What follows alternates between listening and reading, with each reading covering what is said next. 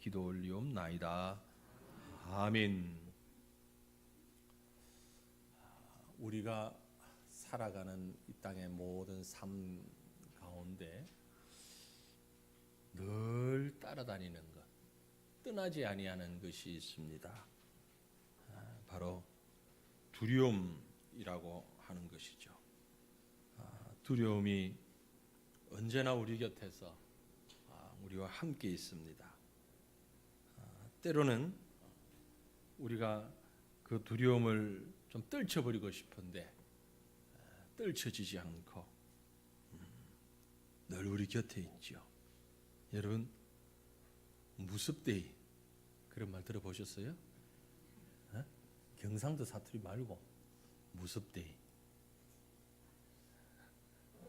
매일매일이 무서운 날,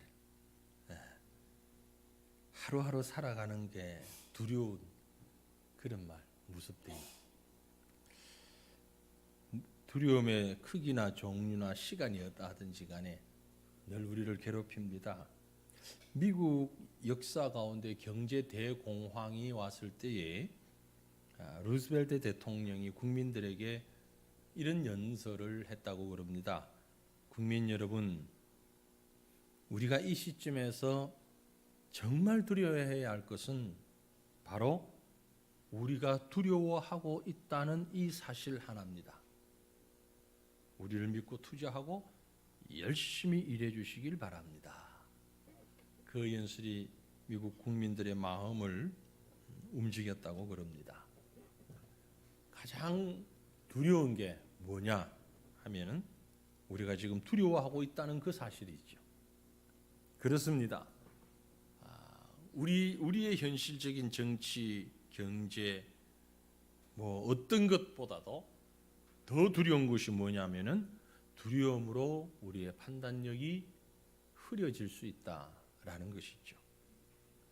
이 무섭대가 우리 생활에 어떻게 영향을 미치는가? 사실은 어떤 분이 쓴 글에서 제가 그걸 봤습니다. 그래서 무섭대이를 알았고, 무섭대이가 우리 삶에 이런 영향을 끼친다고 그러죠. 첫째는 두려움은 당신의 잠재력을 마비시킵니다. 그렇게 했어요. 우리에게 있는 이 숨어있는 능력 있잖아요. 잠재력.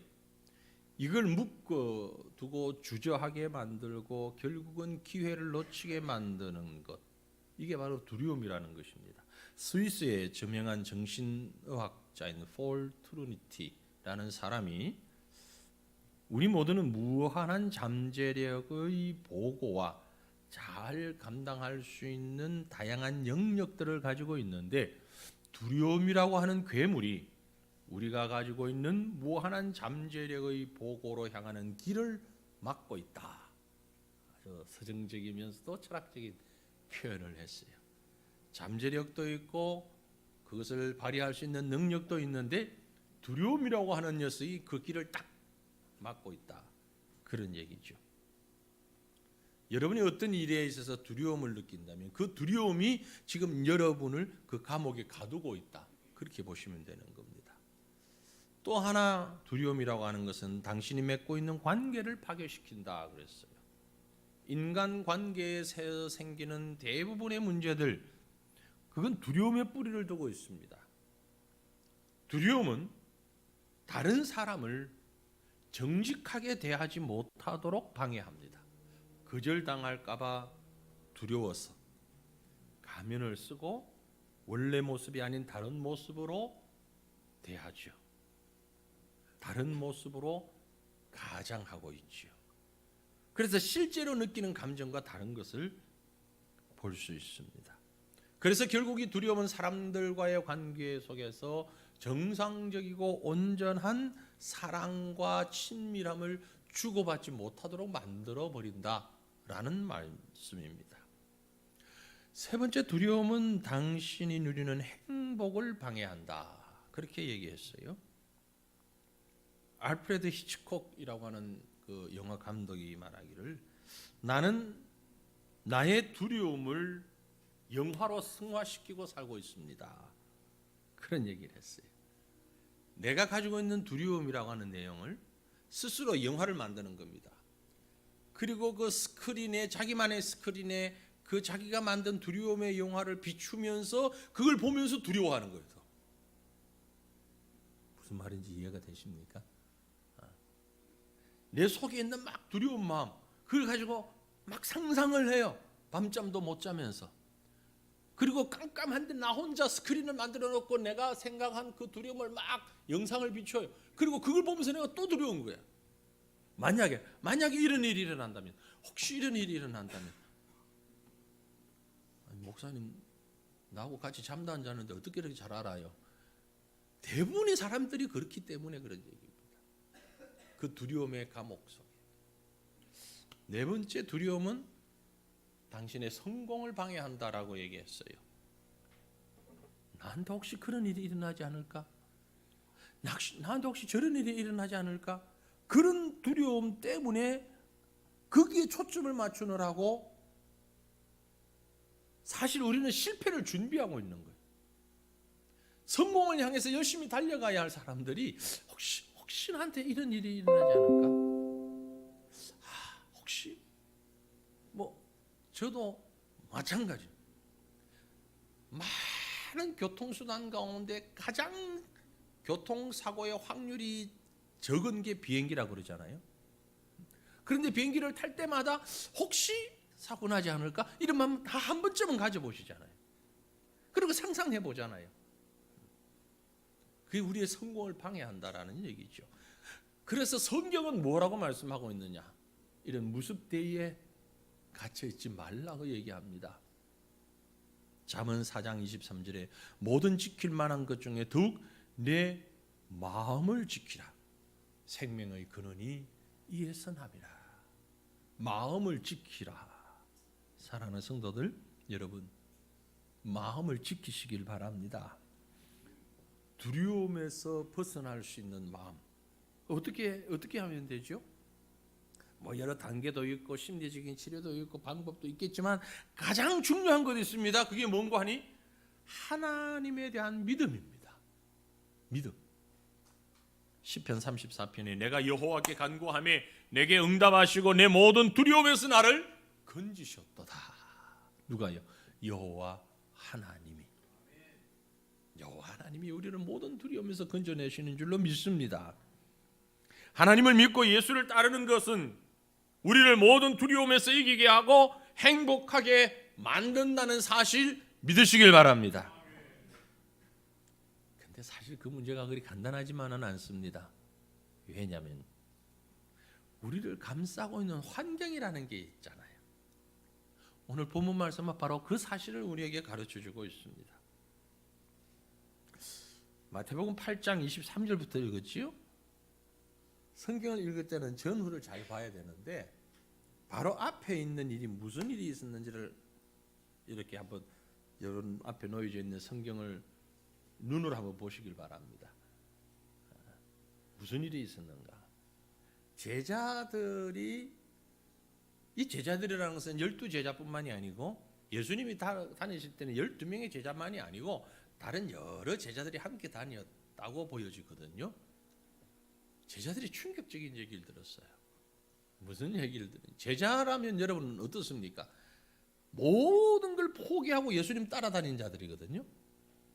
직장도 포기하고 가정도 포기하고 자기 꿈도 포기하고 잘 나가던 그런 거 다 내려놓고 예수님만 따라다녔던 사람들이 제자들입니다. 그죠? 지금 만약 예수님 오신다면 여러분 그렇게 하실 수 있겠어요? 제가 예수님 아닙니다만 제가 몇 사람 딱 나를 따르십시오. 그러면 여러분 직장 다 사표내고 가정 떠나서 제가 어딜 가면 맨날 따라서 졸졸졸 따라다닐 수 있겠어요? 그럴 만한 유인이 안 돼서 못 되겠지만 예수님 당시에 그 제자들을 한번 생각해 보시라고요. 자기 삶을 다 내려놓고 따랐잖아요. 그런데 바로 앞에 18절에서 22절 사이에 예수님이 하신 말씀 보면 기가 막혀. 특별히 8장 20절에 뭐라고 그랬어요? 예수께서 이르시되 여우도 굴이 있고 공중의 새도 거처가 있으되 인자는 머리 둘 곳이 없다 하시더라. 한마디로 딱 줄이면 뭐예요? 나 거지다. 그 말씀이에요. 나 아무것도 없어. 가난뱅이야. 나 거지야. 아니 지금 그 잘 나가던 직장 다 때려치우고 포기하고 사표내고 배도 버리고 그물도 버리고 그리고 예수님 따른 나선 제자들이잖아요. 뭐 혹시 왕이라도 될까? 아니면 뭐 뭔가 될까? 해서 따랐는데 그 예수님이 하시는 말씀이 나 거지야. 아무것도 없어. 아무것도 없어. 그 말씀 하시는 거예요. 충격 받았을까요? 안 받았을까요? 성경에 기록은 없습니다. 그러나 그 상황을 가지고 쭉 생각을 해보면 말은 안 하지만 띵 타이레놀 없어? 아마 그런 기분이었을 거예요. 이게 뭐야 이거? 이게 뭐야? 그런 제자들에게 시원한 답을 주시는 장면이 오늘 본문 말씀이에요. 아주 시원한 답을 주십니다. 어떻게 해요?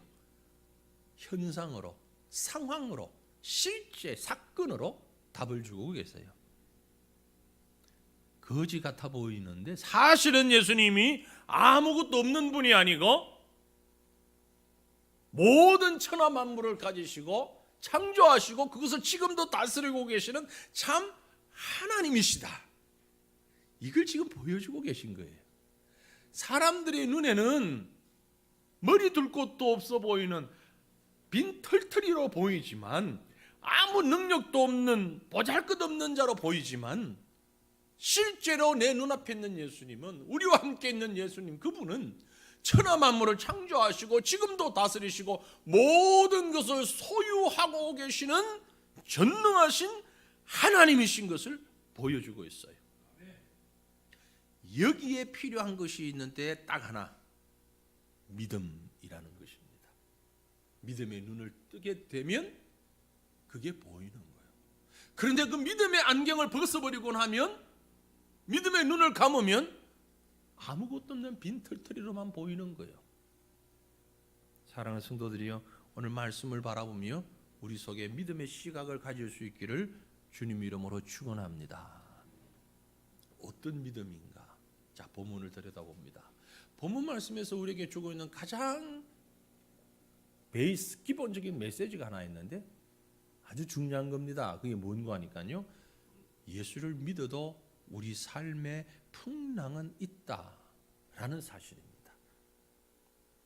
예수님이 무리들을 피하여 건너편으로 가시기 위해 제자들과 함께 조그만 배에 오르셨습니다. 나중에 그 영어 성경에도 그렇고 그 원문 성경에도 그렇고 보면 이 배가 큰 배가 아니고 한 10명, 12명에서 15명 정도 탈 수 있는 그런 조그마한 배인 걸로 보여집니다. 문제는 이 배가 나가서 얼마 되지 않아 가지고 본문 24절에 바다에 큰 노을이 일어나 배가 물결에 덮이게 되었으되 예수께서는 주무시는지라고 했어요. 사실은 바다라고 되어 있지만 호수입니다. 호수가 워낙 커서 바다라고 표현도 했었어요. 그런데 그곳에 큰 노을이 일어났다.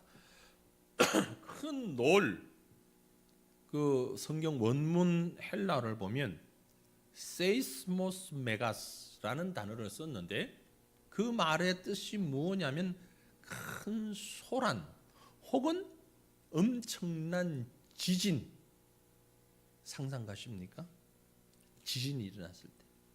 그래서 같은 사건을 기록한 마가복음에 보면 이걸 뭐라고 표현을 했는가 하니 광풍이라고 했어요. 광풍. 아주 미칠 만큼 부는 바람. 그래서 어부 출신인 제자들도 감당할 수 없는 상황이 되어서 두려움을 느끼고 주님 앞에 오게 되었다라는 겁니다. 이게 지금 어떤 상황인가 하니까요, 갈릴리 호수 혹은 갈릴리 바다 그러는데 내륙 안에 있는 큰 호수입니다. 근데 문제는 이 호수가 호수의 면이 해수면, 우리 해발 몇 미터 할 때 기준이 해수면이잖아요. 바다의 그 표면이잖아요. 해수면보다 약 240m가 낮대요. 그러니까 땅이 푹 꺼져 있는 거예요. 게다가 그 주변에는 다 고산지대를 이루고 있습니다. 산악지역이 높은 산악지역. 생각해 보세요. 머릿속으로 한번 상상해 보세요. 고민할 때 스크린만 보지 마시고 한번 이 갈릴리를 한번 상상해 보십시오. 주변에 높은 산악지대가 있고 가운데 큰 바다 같은 호수가 있는데 그게 해수면보다 200m 이상 낮아요. 그러다가 보니까 저도 전문가는 아니지만 기압차가 종종 생겨난다는 거죠. 기압의 차이가 나면 뭐가 이르죠? 바람이 부는 거죠. 바람이 사실 기압 차이 때문에 나는 거잖아요. 태풍도. 그래서 그 기압 차로 인한 바람 때문에 물이 한번 확 뒤집어진다는 거예요.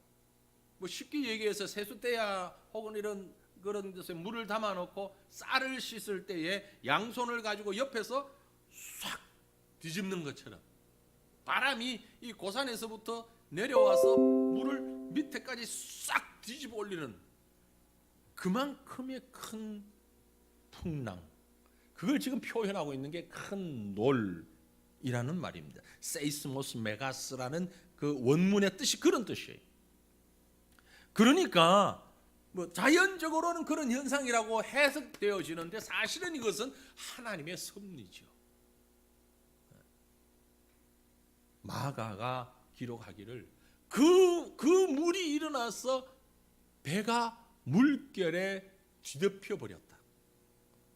보트를 완전히 뒤덮어 버렸다. 여러분 기억하십시오. 그 배에 누가 계셨어요?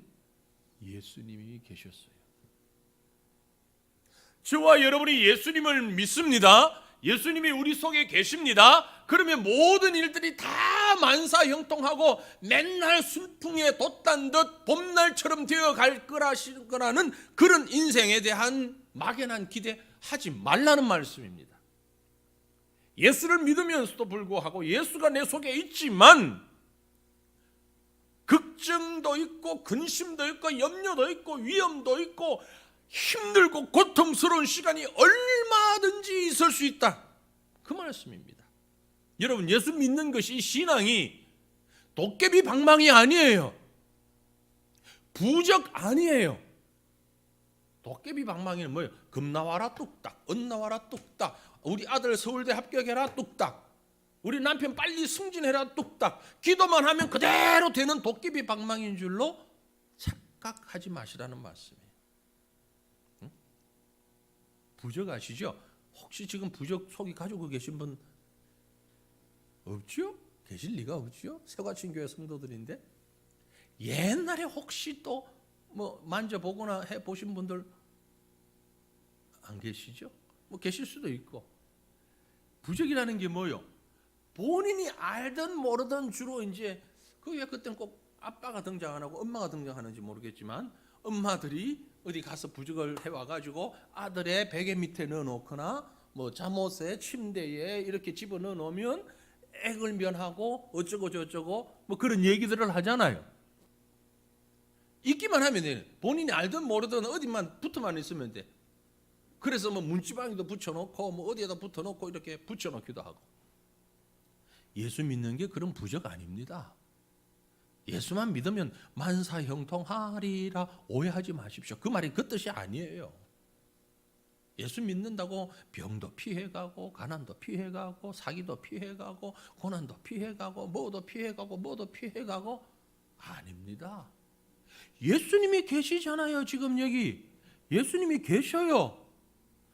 그럼에도 불구하고 광풍이 몰아쳐서요, 예수님과 함께 타고 가는 배가 물에 뒤덮여서요, 배에서 살아가던 어부 출신인 제자들도 감당할 수가 없는 그런 엄청난 시련이 지금 당면하에 오고 있단 말이에요. 예수 믿는 게 아무 일도 없어지는 특권이 아니라는 것을 기억하시길 바랍니다. 그럼 내가 여기 왜 앉아 있어요 지금? 혹시 마음에 지금 그런 마음을 가지고 뛰쳐나가고 싶은 분이 계실는지 모르겠습니다. 그렇다면 내가 뭐하러 예수 믿어? 안 믿고 말지. 성경은 뭐라고 얘기합니까? 예수를 믿으면 그런 것도 감당할 수 있다는 거죠. 빌립보서 4장 13절 말씀이 우리가 잘 아는 말씀이에요. 내게 능력 주시는 자 안에서 내가 모든 것을 할 수 있느니라. 아멘이죠? 지난 수요일 저녁에 제가 설교할 때 말씀드렸습니다. 우리가 성경 구절을 인용할 때에 속뜻을 모르고 인용하는 대표적인 몇몇 구절들이 있는데 지난 수요일 저녁에 뭐였죠? 욥기 8장 뭐였죠? 내 시작은 미약하였으나 나중은 심히 창대하리라. 그거 개업집에 붙이면 된다 안 된다? 안 되는 문구다. 왜? 많이 붙어있는데? 라고 의아한 사람들은 수요일 날 저녁에 안 나온 사람들. 욥기 8장을 잘 읽어보면 읽어봐도 잘 모를 텐데 그 의미는 그 뜻 아니라 말이야. 근데 그 문장만 딱 떼니까 그렇게 써먹는데 빌립보서 4장 13절도 똑같은 내게 능력 주시는 자 안에서 내가 모든 것을 할 수 있느니라. 힘있고 아멘. 그런데 잘 봐요. 앞에 스크린에 왜 제가 가운데 공백을 뒀을까? 이것도 전략이야. 이유가 있는 거야. 이유가 봐, 위에 성경 구절 있고 밑에서 바로 안 붙여 쓰고 가운데 딱 비워놨잖아. 바로 앞에 있는 말씀이 있기 때문에. 무슨 말씀? 12절 말씀에 나는 비천에 처할 줄도 알고 풍부에 처할 줄도 알아. 모든 일에 배부름과 배고픔과 풍부와 궁핍에도 처할 줄 아는 일체의 비결을 배웠노라. 그리고 그래서 내게 능력 주시는 자 안에서 내가 모든 것을 할 수 있다. 결국 여기 모든 것이라고 하는 게 뭡니까? 비천함, 풍부함, 배부름, 배고픔, 앞에 나오는 12절에 있는 이 말씀들을 두고 하는 얘기라 이 말이야. 그러니까 내게 능력을 주시는 자 안에 그리스도 안에 있으면 배고파도 오케이, 배불러도 오케이, 풍요해도 오케이, 궁핍해도 오케이, 다 할 수 있다. 그 뜻이에요. 내가 원하는 거 다 할 수 있다라는 말이 아니라, 그렇죠? 앞에 말씀을 무시해서는 안 돼요. 나한테 좋은 것만 어떻게 내 걸로만 하려고 해서는 안 된단 말이에요. 보셔요. 예수님이 계셔도 고통이 왔어요. 믿음이 있어도 아픔도 고난도 고통도 슬픔도 있어요. 이스라엘 백성이 하나님이 택하신 하나님의 선민임에도 불구하고 430년 동안 애굽에서 종살이 했어요. 그리고 40년 동안 광야 생활을 했어요. 예수님이 육신을 입고 이 땅에 오셨음에도 불구하고 십자가 지는 고난을 당하셨고 죽음을 당하셨어요. 누가 예수 믿으면 아무 어려움도 없다고 그랬어요? 있어요. 있는데 문제는 그것을 이길 수 있는 믿음이 있다 이 말이야. 그게 다른 점이지. 그러니 계속 앉으셔서 이 말씀 들으셔야 돼요. 나가지 마시고. 본문 말씀해 보니까 25절에 뭐라고 합니까? 제자들이 예수님께 나와 깨우며 이르되 주여 구원하소서 우리가 죽겠나이다. 한마디로 죽겠네. 죽겠네. 주님 죽겠습니다. 어떻게 좀 해주십시오. 이 말하는 제자들은 뭐 하던 사람들? 그곳에서 고기 잡던 어부들.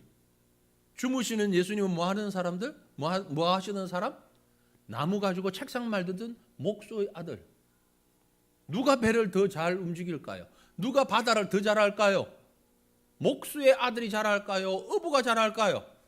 그런데 그 어부들이 목수의 아들인 예수님에게 와서 우리 죽겠습니다. 살려주십시오. 그분이 누굽니까?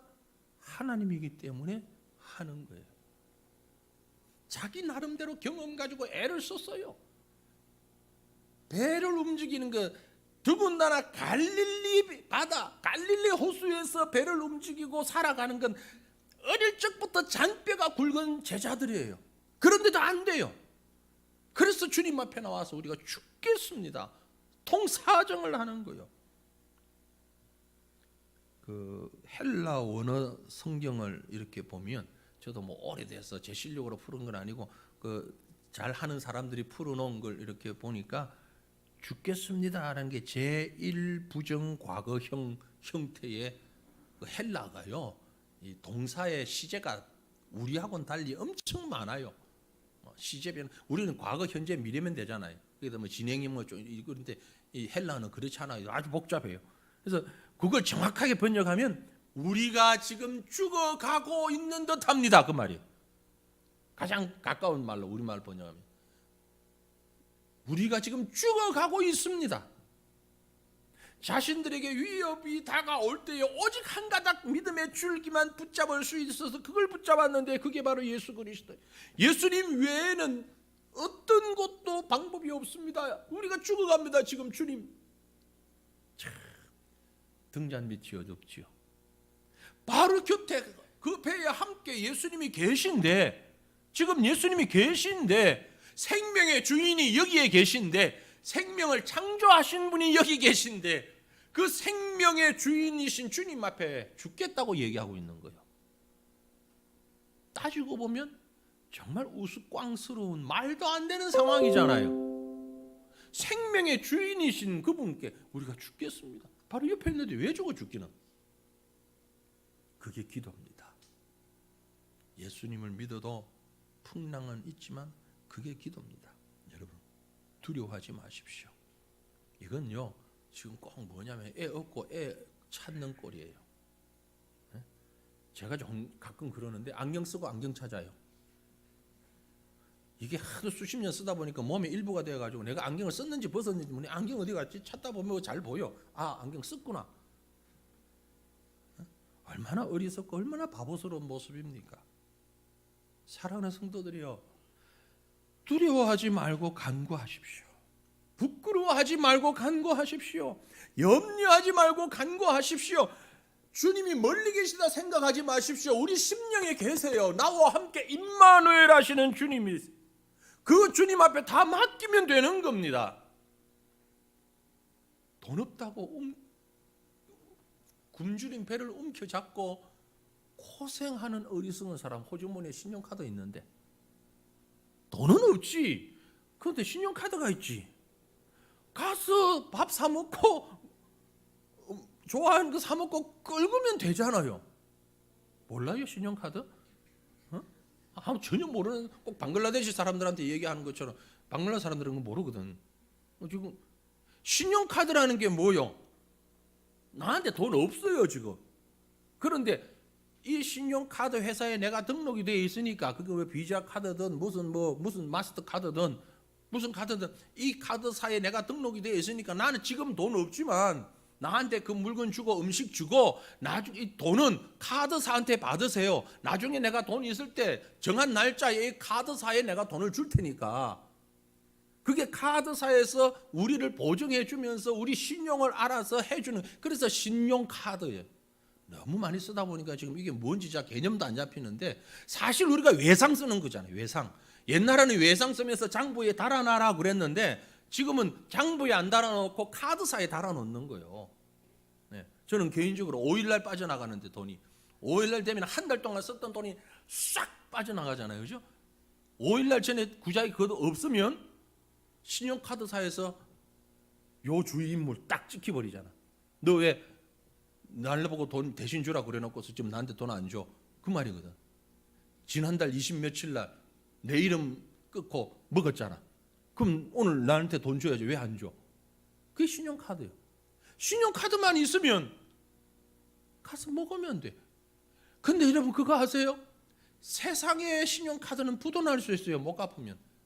예수님이 우리 신용카드 되시는데 부도가 안 나. 왜? 예수님이 다 채워주신단 말이야. 예수님이 채워주신다고. 그러니 예수님이 곁에 계신데 뭐가 문제예요? 뭐가 문제냐고. 우리가 죽겠나이다. 얼마나 우스꽝스러워요. 예수님이 함께 계신데 생명의 주인이 함께 계신데 그러므로 두려워하지 마시기를 바랍니다. 예수님이 나의 주님이십니다. 그래서 오늘 말씀 보면 주님은 참 평안이라고 말씀하세요. 24절 다시 볼까요? 바다에 큰 노을이 일어나 배가 물결이 덮이게 되었을 때 예수께서는 뭐 하셨다? 주무셨다. 피곤하니까 주무셨겠지. 물론 피곤도 하셨겠죠. 그러나 마가의 기록에 의하면 고물에서 100일을 베고 주무셨다. 이것은 여러 가지를 상징하고 있습니다. 환경 때문에 두려워하거나 고민하는 게 아니라는 거죠. 환경은 지금 잘 수 없는 환경이에요. 그런데 예수님은 주무셨어요. 평안하셨어요.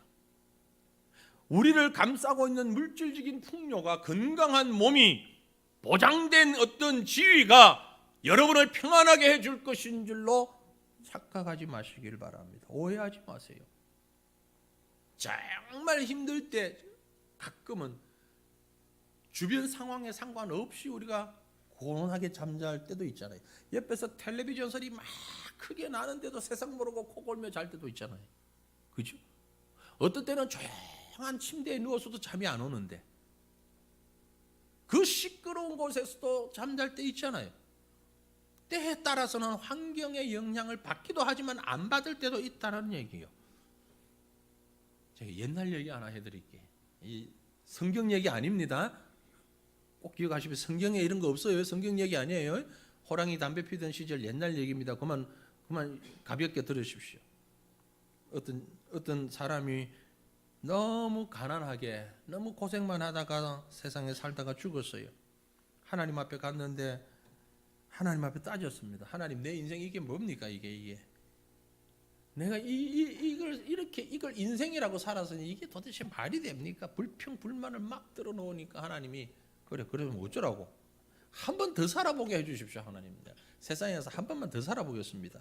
그러면 이번에 뭐 어떻게 살고 싶냐? 그랬더니 하나님, 내가 이번에 재벌로 한번 살아봤으면 좋겠습니다. 하나님이 그럼 한번 살아봐라.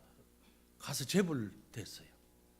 재벌 총수가 돼서 사는데 아니 돈만 있으면 행복하고 잘 될 줄 알았는데 그건 또 아니고 감옥에도 들어갔다가 재판도 받았다가 도망도 다녔다가 향락에 빠져가지고 막 고민하다가 결국 에이즈 걸려서 또 죽어버렸네.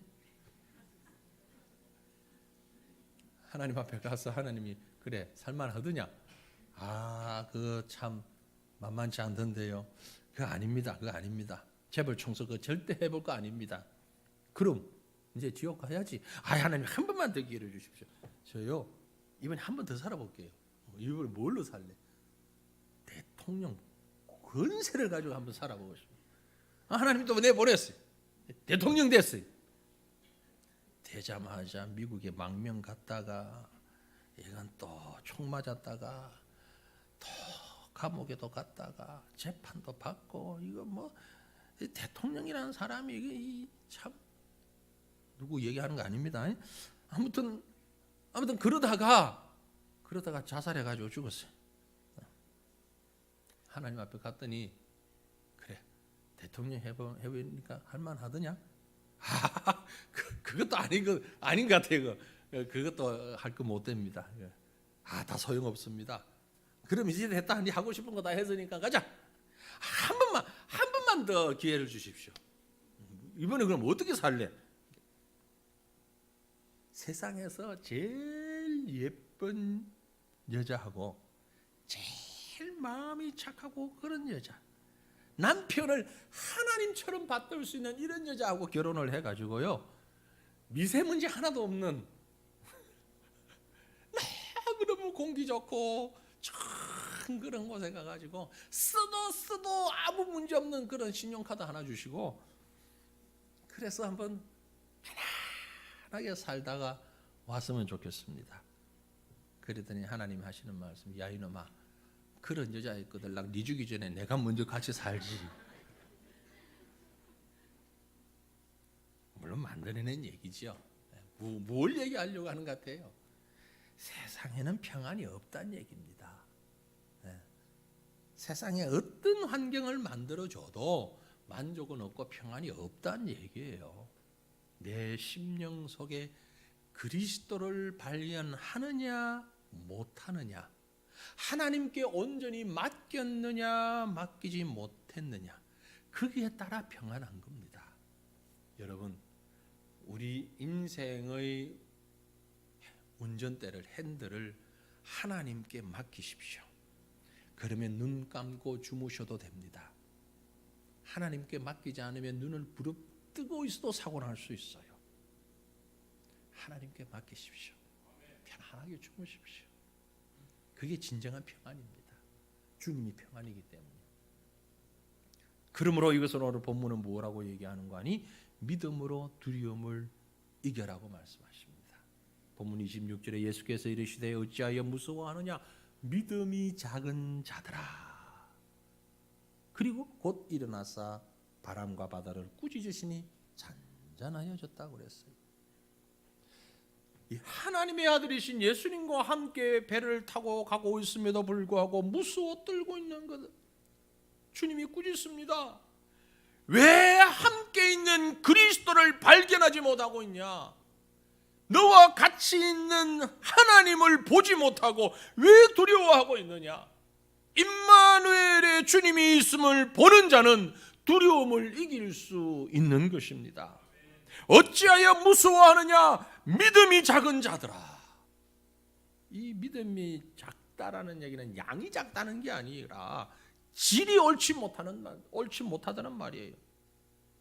어떤 일의 겉모습만 보고 판단하고 생각하는 그런 믿음, 하나님이 원하시는 믿음이 아닙니다.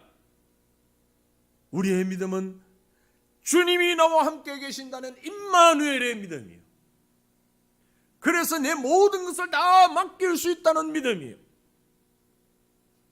주님은 절대적이고 탁월하신 권위를 가지고 나를 감싸고 있는 환경을 향하여 명령하십니다. 바람과 바다를 꾸짖으십니다. 한꺼번에 조용하게 됩니다. 왜요? 왜 그럴까요? 나를 감싸고 있는 모든 환경은 하나님이 만드신 피조물입니다. 자연도, 동물도, 물고기도 모든 것이 하나님이 만드신 피조물이고, 하나님은 그 모든 것을 우리에게 맡겨주셨습니다. 창세기 1장 28절 생육하고 번성하여 땅에 충만하라, 땅을 정복하라, 바다의 물고기와 하늘의 새와 땅에 움직이는 모든 생물을 다스리라. 어떤 분은 이 말씀 가지고 부동산 투기해야 된다 그러더라고요. 땅을 정복하라고 그랬다고. 그 말이 아니고 세상의 모든 피조물은 하나님께서 우리에게 맡겨주신 것이다. 그래서 우리보다 몇 배나 덩치 큰 코끼리도 사람을 두려워하고요, 그 큰 황소도 조그만 아이의 손에 끌려서 끌려다니고, 그 사나운 호랑이도 사람을 바라보면 무서워 일단은 피합니다. 왜? 사람이 모든 것을 다스릴 수 있도록 하나님이 권세를 주셨기 때문이에요. 그 권세를 우리가 받았어요.